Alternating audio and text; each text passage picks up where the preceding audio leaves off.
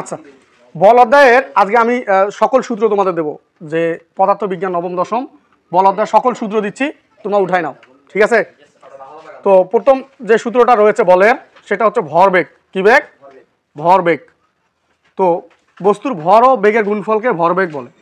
ভর আর বেগের গুণফলকে ভরবেগ বলে। তাহলে ভরবেগটাকে পি দ্বারা প্রকাশ করা হয়। কি দ্বারা?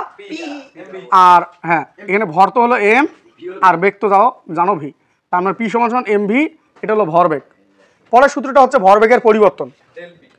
ভরবেগের পরিবর্তন, ভর বেগের পরিবর্তন, পরিবর্তন।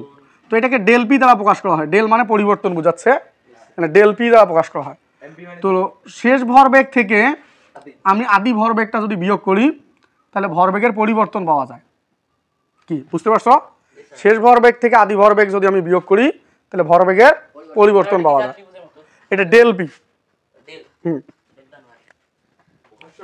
এখন আমরা বলটা দেখব। বল, বল সমান সমান এফ, ফোর্স। ফোর্স এফ, তাহলে এফ হচ্ছে বল। বল সমান সমান ভর গুণন ত্বরণ। ভর গুণন ত্বরণ। এফ সমান সমান এম এ। এটা হলো তোমার বল নির্ণয়ের সূত্র। আর ঘর্ষণ বলের ক্ষেত্রে যদি প্রযুক্ত বল বের করতে বলে, ঘর্ষণ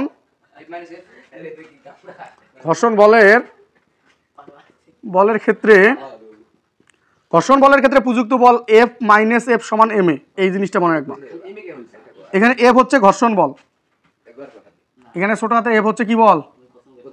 ঘর্ষণ বল। কথা বলো না। এফ হচ্ছে ঘর্ষণ বল। এইগুলো সূত্র কিন্তু তোমাদের মুখস্থ ধরবো, কিন্তু সেই ঘর্ষণ বলের ক্ষেত্রে প্রযুক্ত বলের নির্ণয়ের সূত্রটি বলো, বলতে হবে এফ মাইনাস এফ সমান এম এ, ঠিক আছে? তো আরেকটা আছে অভিকর্ষ বল। কি বল? অভিকর্ষ বল। এফ সমান সমান এম জি। কি জি? আর মহাকর্ষ বল আছে। কি বল?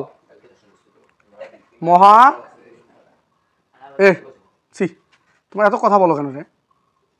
মহাকর্ষ বল এফ সমান সমান G M one M two ভাগ হচ্ছে ডি স্কয়ার। এখানে জি হচ্ছে মহাকর্ষ ধ্রুবক। জি কি? মহাকর্ষ ধ্রুবক। আর এটা ব্যাসার্ধ স্কেলও দেওয়া যায়, দূরত্ব স্কেলও দেওয়া যায়, একটা দিলে হয়। হ্যাঁ, তো জি হলো মহাকর্ষ ধ্রুবক। মহাকর্ষ ধ্রুবক। এর মান হলো 6.67 10 inverse 11 newton metre square KG inverse 2। এককটাও সহ দিলাম, KG inverse 2 newton metre square KG inverse 2। এটা মহাকর্ষ ধ্রুবক। ডি হচ্ছে এখানে দূরত্ব, বস্তুদ্বয়ের দূরত্ব। আর হচ্ছে বস্তুদ্বয়ের ওইটা মধ্যবর্তী দূরত্ব বা ব্যাসার্ধ বোঝায়। এখানে হচ্ছে দূরত্ব। তো আমরা আরো কিছু সূত্র দেখি। বন্দুক ও বুলেটের ক্ষেত্রে দেখি। কি ক্ষেত্রে? বন্দুক, হ্যাঁ, বন্দুক ও বুলেটের ক্ষেত্রে, বুলেটের ক্ষেত্রে বড় হাতের এম হলো বন্দুকের ভর, বড় হাতের ভি হলো বন্দুকের পশ্চাৎবেগ, ঠিক আছে? আর যোগ ছোট হাতের এম হলো বুলেটের ভর আর ছোট হাতের ভি হলো বুলেটের বেগ, ইকুয়াল টু 0। এটাকে সাইড নোট লিখবো। এম হলো বন্দুকের ভর, বন্দুকের ভর, আর বড় হাতের ভি হলো বন্দুকের পশ্চাৎবেগ। হ্যাঁ, কে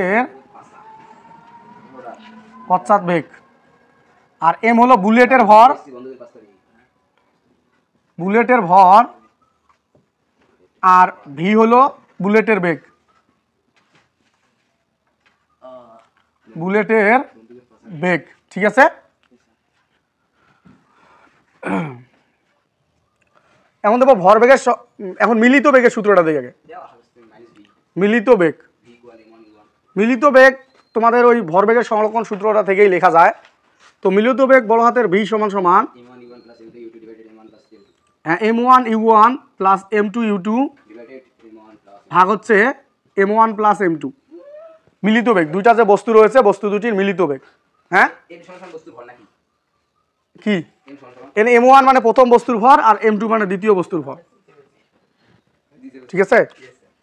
এখন ভরবেগের সংরক্ষণশীলতা, ভর বেগের সংরক্ষণশীলতা, সংরক্ষণশীলতা দেখি ভরবেগের সংরক্ষণশীলতার সূত্র বলো। m1u1 প্লাস m2u2 মানে সংঘর্ষের পূর্বে সম্মিলিত ভরবেগ, আর সংঘর্ষের পরে তাহলে m1v1 প্লাস m2v2, এটা হলো সংঘর্ষের পরে সম্মিলিত ভরবেগ। সংঘর্ষের পূর্বে এবং সংঘর্ষের পরে যে সম্মিলিত ভরবেগ যে দুইটা রয়েছে ওই দুইটা পরস্পর সমান হবে। যদি সমান হয় তাহলে সংরক্ষণশীলতার সূত্র মেনে চলবে। আর ম্যাথ করার সময় বিস্তারিত আলোচনা করব। সূত্রগুলো আপাতত উঠায় নাও, এগুলো খুবই ইম্পর্টেন্ট তোমাদের গ এবং ঘ এর যে সৃজনশীলের ম্যাথগুলো রয়েছে ওগুলো করতে কাজে লাগবে। আরেকটা আছে শক্তির, কিসের? শক্তির সংরক্ষণশীলতা।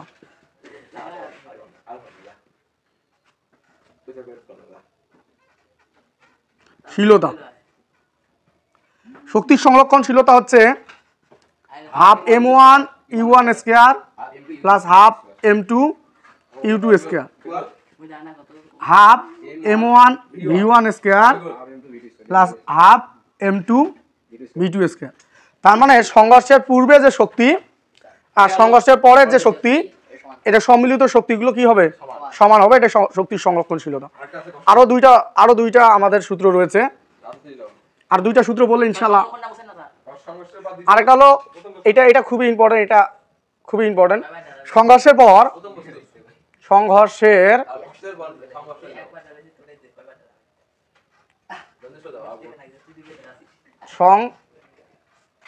সংঘর্ষের পর প্রথম বস্তুর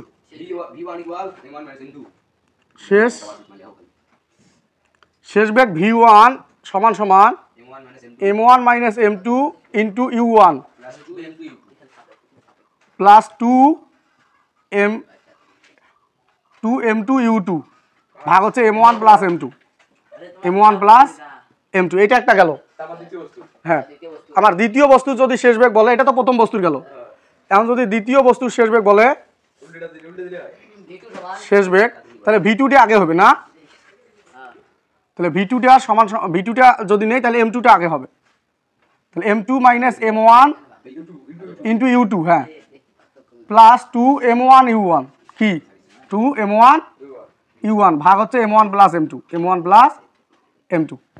তো এগুলোই বল অধ্যায়ের সূত্র। এই সূত্রগুলো কমপ্লিটলি করলে ইনশাল্লাহ আমরা বল অধ্যায়ের যে সৃজনশীলগুলো আসবে এগুলো আমরা পাবো।